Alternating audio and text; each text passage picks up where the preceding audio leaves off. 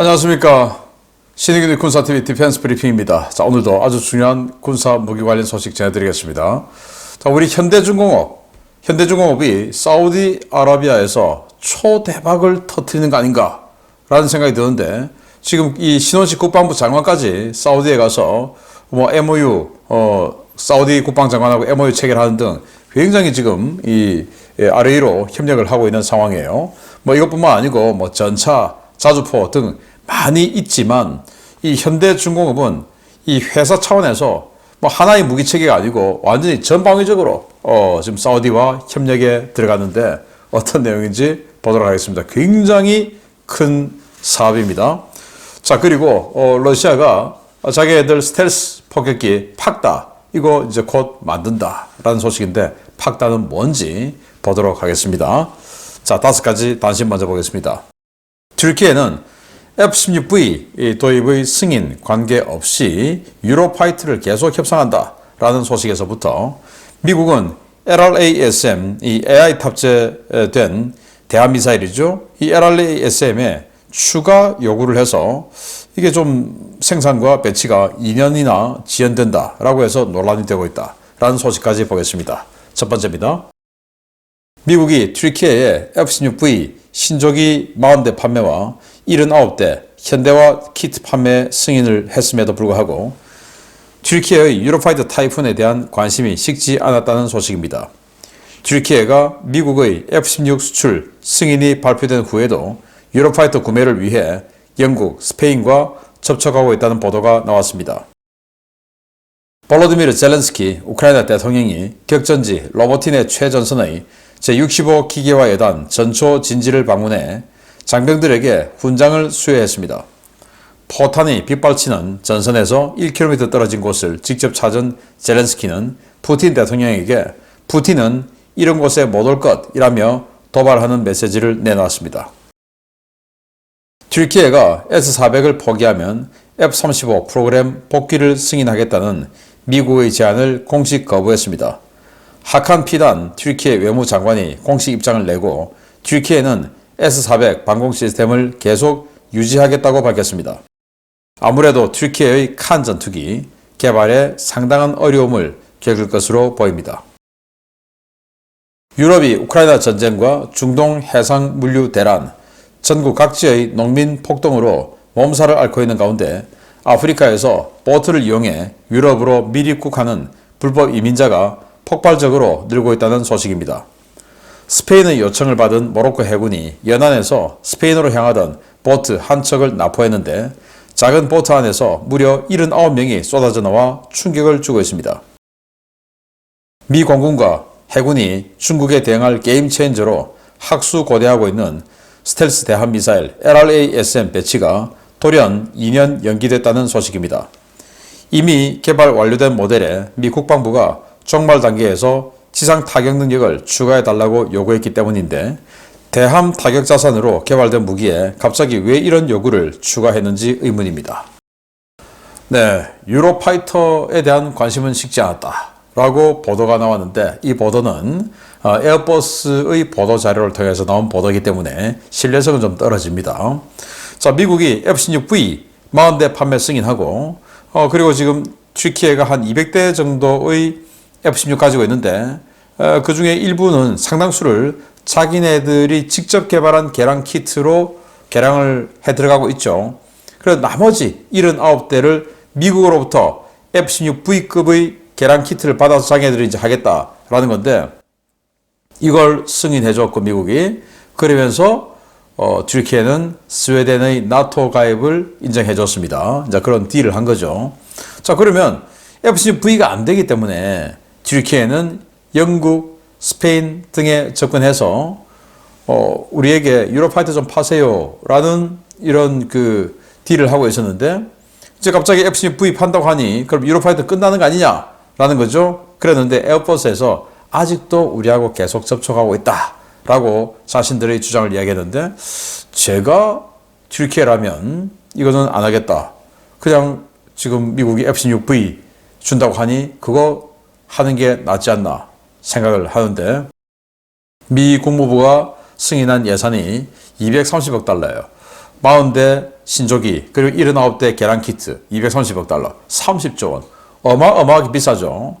그래서 아마 여기에서 이제 가격 다운 협상해서 가격 다운 들어갈 텐데, 그럼에도 불구하고 상당히 비싸다. 대당 1억 달러가 넘는 그런 개량 비용이 들어간다라는 건데, 뭐 그런 부분에 있어서는 튀르키예가 이건 좀 너무 심하다라는 생각이 들지만, 그래도 이제 유로파이터를 계속 해야 할 이유가 이 에어버스의 주장에 따르면 또 이 오신트들 또는 군사 전문가들의 주장에 따르면 튀르키예가 지금 칸 전투기 5세대 전투기 독자 개발하고 있으니 그 칸 전투기에 지금 엔진이 없지요. 그 엔진을 이렇게 유로파이터와 계속 협력을 해서 영국의 롤스로이스 엔진을 집어넣는 이런 쪽으로 해서 유로파이터를 할 것이다. 칸 때문에 라고 하는데 그 이야기는 또 좀 이따가 또 다시 해드리겠습니다.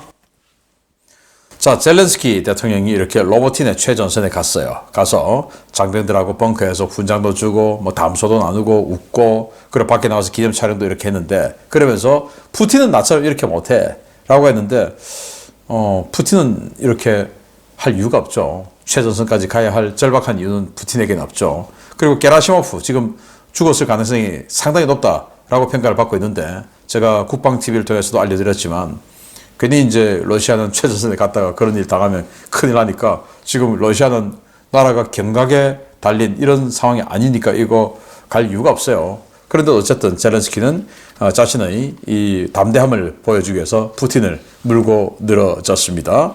네, 푸틴 불쾌하겠네요. 자, 튀르키예 F-35 줄 테니 튀르키예 니들은 S-400 그거 포기해. 이제 이런 블락 딜을 제안을 했는데 튀르키예 외무장관이 우리 그거 거부한다 라고 했어요. 이게 이제 튀르키예가 F-35를 그대로 받을 거냐. 뭐 저라면은 이 F-35 그대로 받는 게 좋을 텐데 문제는 지금 튀르키예는 칸 전투기가 너무 많이 진행된 거예요. 국민들에게 다 홍보했고 실제 롤아웃 행사도 했고 하니까 이걸 포기하는 모습을 보여주기가 힘든 거죠. 정치적으로. 그런데 칸 전투기 엔진이 없어요. 들어갈 엔진이 없죠. 그런데 지금 유로파이터 물고 늘어져서 유로파이터 롤스로이스 그거 좀 넣어줘 하는 쪽으로 갈 건지 아니면 미국이 F-16에 들어가는 그 엔진을 두 개를 여유분으로 이렇게 해서 그래 칸 넣어라 하고 줄지는 알 수 없으나 자 이렇게 F-35, S-400D를 거부했다라고 하는 것은 칸 전투기의 앞날에 굉장히 아문이 드리워지고 있다라는 생각이 들고 또 F-35를 한다 하더라도 하면 이제 칸하고는 완전히 중복이니까 이러나 저러나 칸은 지금 어려워지고 있다라는 소식 알려드리고요. 자, 여기 모로코에서 출발해서 지브랄터 해협을 뭐 관통해서 바로 그냥 그 시중해 쪽으로 가는 게 아니고 대서양을 우회해서 대서양 쪽에 있는 스페인의 해안으로 이렇게 상륙하고 있는 아프리카계 난민들이에요. 매일 뭐 어마어마하게 들어온다고 합니다. 그래서 스페인이 이거 해도 너무한 거 아니냐 해서 모로코에 요청을 했고 모로코가 결국 배 한 척을 잡았는데 조그만 보트에서 79명이 나오더라는 겁니다. 이런 사람들이 셀 수도 없이 매일매일 몇십 척씩 지금 스페인 쪽으로 스페인의 대서양 쪽 그리고 스페인의 지중해 쪽 쑥 들어간 곳 있죠? 그쪽으로 해서 계속 들어가는 거예요. 이 사람들이 또 스페인에 남아있냐? 아니죠. 이유는 그냥 다 어디든지 갈 수 있으니까 프랑스로 독일로 이런 불법 이민자들에 대한 대우가 좋은 곳으로 다 퍼져나가겠죠. 그래서 지금 이제 이 유럽에는 PC주의에 대한 염증이 나오고 있어요. 특히 독일 같은 경우에 PC주의, 앙겔라 메르켈 때 시리아 난민 등을 비롯해서 난민 어마어마하게 받았죠. 그게 지금 사회 문제로 굉장히 크게 대두되고 있기 때문에 PC주의, 좌파에 대한 염증이 유럽에서 이런 것 때문에 나오고 있다라는 거죠.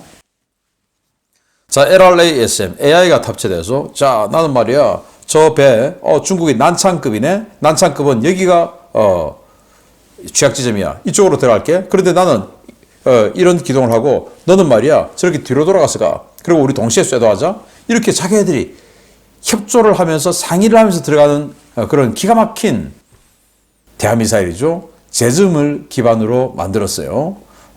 제즘처럼 사거리도 길죠. 550km 날아가니까. 그런데 이제 딱 실전에 배치되려고 했는데 국방부에서 그러니까 해군하고 공군이 아니고 국방부에서 잠깐 스톱 여기다가 지상 타격하는 기능도 좀 넣어. 이렇게 된 겁니다. 아니 지상 타격한 건 가격 훨씬 싼 제점이 있는데 그 제점을 굉장히 비싸게 만든 게 LRASM인데 여기다가 지상 타격 능력도 하니까 이거 넣는데 또 이제 뭔가 인코딩 해야 되는 게 많지 않겠습니까? 그래서 2년 넘게 또 걸린다는 겁니다. 지금 대만에서 전쟁 날지 모르는데 빨리 해야지 뭐 하는 짓인지 모르겠어요. 아무튼 미국이 이런 국방부가 이런 이상한 명령을 내려서 이 비싼 미사일에 지상 타격을 한다고요? 희한한 짓을 합니다. 아니 무슨 뭐 우크라이나처럼 있는 거 없는 거 다 긁어 모아서 해야 되는 나라도 아니고 미국인데 제점으로 때리고 이건 군함 때리면 되지 왜 저런 짓을 하는지 그러면서 전력화를 2년에 늦추는지 지금 안보 상황 위급한데 아무튼 희한한 미 국방부입니다. 자, 주요 소식 보겠습니다. 첫 번째입니다. 러시아가 미국의 B-21 스텔스 폭격기에 대응하기 위해 차세대 폭격기로 개발 중인 팍다를 올해 중 일반에 공개한다고 선언했습니다. 이미 개발 완료 단계에서 시제기를 제작 중이라고 밝혔는데 과연 러시아가 주장하는 대로 B-21을 압도하는 최강의 폭격기로 나올지 한번 지켜봐야겠습니다. 러시아가 지난해부터 차세대 스텔스 폭격기 팍다의 시제기 제작을 위한 구성 요소 제작을 시작했으며 올해 중 시제기 공개가 이루어질 것이라고 러시아 통합항공기공사 관계자를 인용해 타스 통신이 현지 시각 2월 5일 보도했습니다. UAC 측은 팍다는 노후화된 투플레프 95 MS 전략 폭격기를 대체하는 대형 스텔스 폭격기로 투플레프 22 M3, 투플레프 160 M2와 함께 러시아 항공우주군의 주력 장거리 타격 자산이 될 것이라며 현재 시제기가 조립 중에 있다고 밝혔습니다. UAC는 러시아 항공우주군이 요구한 설계와 기술 구성, 성능 등 모든 요소가 시제기에 구현되고 있으며 올해 시제기가 완성된 뒤 2025년부터 제한 연속 생산 방식으로 기체 납품이 시작될 것이라며 구체적인 인도 일정까지 공개했습니다. 러시아는 팍다를 러시아판 B-21이라 부르고 있는데요. UAC에 따르면 팍다는 기존의 공중발사 무장 대부분을 운용할 수 있고 향후 개발될 극초음속 무기와 정밀 유도폭탄 운용 능력도 보유할 예정입니다. B-21과 마찬가지로 고성능 전자전 시스템과 레이더를 갖춰 자체적인 공중전과 방공망 제압이 가능하고 무인기와 연동해 초장거리 목표를 타격하는 유무인 협동 전투 능력도 구현될 예정입니다. 러시아는 오는 3월 푸틴 대통령의 대선을 전후해 이 폭격기의 출고식이나 지상 활주 실험을 공개할 것으로 보이는데요. 러시아판 B-21이라는 팍다, 과연 미국의 B-21 수준의 성능을 따라잡을 수 있을지 한번 지켜봐야겠습니다. 네, 팍다. 오래전부터 사용되는 CG예요. 반드시 이렇게 나온다는 건 아니죠. 아직 몰라요. 그런데 러시아 대통령 선거가 3월에 있으니 그 전에 한번 보여주겠다. 그래서 에르도안 대통령이 작년에 했던 것처럼 내가 이런 것들을 다 만들었어 하는 국뽕 마케팅 러시아도 선거 들어오니 해보겠다. 자, 이런 거죠. 자, 이 팍다는 개발할 때 초음속 스텔스 폭격기 러시아판 B2 이렇게 선전했어요. 그러면서 B2보다 더 낫다. B2보다 속도가 훨씬 빠르잖아. 자, 이런 식으로 선전을 했는데 지금 이제 B2 시대가 끝나고 B-21 시대가 되니 러시아판 B-21 그러면서 초음속은 슬그머니 빠졌어요. 그래서 그냥 러시아판 B-21이다 라고 하며 이게 이제 B-21이죠. B-21처럼 공대공 전투도 하고 그리고 전자전도 하고 지금 기존에 다른 폭격기들이 쓰는 무장 다 쓰고 이런 거 다 하니까 훨씬 좋다 이렇게 주장하는데 실제로 그렇게 나올지 기대 아무도 안 하겠죠. 그러면서 선거에 활용하기 위해서 아주 급하게 갑자기 갑툭튀 시켜 보이겠다라는 건데 갑툭튀 하면 결국은 완성도 떨어지니까 이것도 아주 오랫동안 작업해야 되는 수리 작업해야 되는 이런 상황 나올까 하는 것은 기대해 보겠습니다. 두 번째입니다. 최근 미국과 불편한 관계가 되면서 독자적인 해군력 강화 사업을 추진 중인 사우디아라비아에 우리 조선사들이 러브콜을 보내고 있습니다. 사우디 수도 리야드에서 열린 방산 전시회에서 우리 HD 현대중공업이 사우디 측에 군함 패키지를 제안해 사우디의 관심을 끌고 있다는 소식입니다. 한국의 HD 현대중공업이 2월 4일부터 2월 8일까지 리야드에서 열리는 세계 방산 전시회에서 현지 조선 인프라 구축을 비롯한 패키지 지원을 제안했으며 한국 정부 역시 국방장관 등 고위 관계자들이 총출동해 적극적인 판촉을 벌이고 있다고 네이발뉴스가 현지 시각 2월 5일 보도했습니다. 네이발뉴스는 4일 리야드에서 열린 한 사우디 국방장관 회담에서 양국이 중장기 방산협력 MOU를 체결한 사실을 전하며 양측이 인적 교류와 공동훈련, 방산협력 파트너십을 강화하기로 합의했다고 전했습니다. 네이발뉴스는 이번 전시회에 대규모 부스를 내고 다양한 패키지를 제안한 HD현대중공업에 주목했습니다. HD현대중공업은 이번 행사에서 HDF 3800SA 호위함, HTD 5500 중형 훈련함, HDS 3000 잠수함 등 사우디 해군이 요구하고 있는 해군 함정 패키지와 함께 현지 해군 조선소 건립과 기술 지원 등 대규모 협력 사업을 제안했습니다. 이날 HD현대중공업은 사우디 국영 석유업체인 아람코, 국영 조선사인 바흐리와 전략적 협력관계 구축과 현지 조선소 건설에 합의했는데요. 현지 조선소에서는 HD현대가 로열티를 받고 제공한 기술을 이용해 다양한 유형의 군함과 선박들이 건조될 예정입니다. 이번 전시회를 계기로 사우디가 기술 도입 형태로 신형 호위함과 잠수함을 구매할 가능성이 한층 더 높아졌는데요. 최근 전방위적으로 확대되고 있는 한국, 사우디 방산협력이 해군 분야로까지 확대되기를 기대해 보겠습니다. 네, 현대가 이 충남급 호위함, 그러니까 FFX 배치 3죠. 사면 고정형 위상 배열로에다 장착이 됐죠. 그래서 한 250에서 300km 아주 정밀하게 탐지할 수 있고, 그리고 여기 수직발사관에 해궁 그리고 천궁의 해상형 해서 MD 능력까지도 갖추게 될 이 굉장히 괜찮은 3,800톤짜리 이 호위함 건조해. 그리고 또 이 훈련함, 이제 여기 함교가 2층으로 되어 있죠. 아마도 1층이 아래층이 진짜 기능을 하는 함교인 것 같고 위층이 교육훈련용인 것 같아요. 자, 이런 훈련함까지 패키지로 만들어. 그리고 이제 이 뒤에 사실 잠수함이 있어요. 잠수함도 우리 도산 안창호급 같은 그런 거 수직 발사관 6개 달린 거 이런 걸 제안했어요. 이런 거 만들어 주도록 해줄게. 그러면서 현대중공업이 이 사우디 조선소하고 이제 조선소 건설 협약을 체결했어요. 그런데 사우디는 유조선 또 LNG선 이런 거 많이 필요하죠.